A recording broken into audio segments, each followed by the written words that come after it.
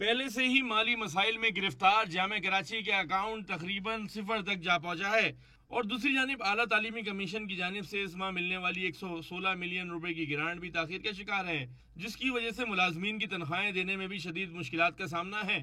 Vice chancellor نے جامعہ کراچی کی معاشی صورتحال دیکھتے ہوئے اسے کومے کی صورت قرار دے دیا ہے۔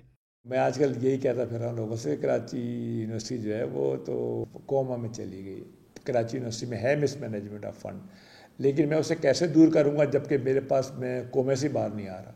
جامعہ کراچی کا انفراسٹرکچر بھی تباہ ہو چکا ہے، سڑکیں ٹوٹ پھوٹ چکی ہیں، وائی فائی نظام اپنی مدت پوری کر چکا ہے، ریسرچ کے لیے جامعہ کراچی کے پاس فنڈ نہیں، اور تو اور اساتذہ کی تعداد میں اضافہ جو کہ ضروری ہے، اسی فنڈ کی کمی کی وجہ سے ممکن نہیں ہو پا رہا۔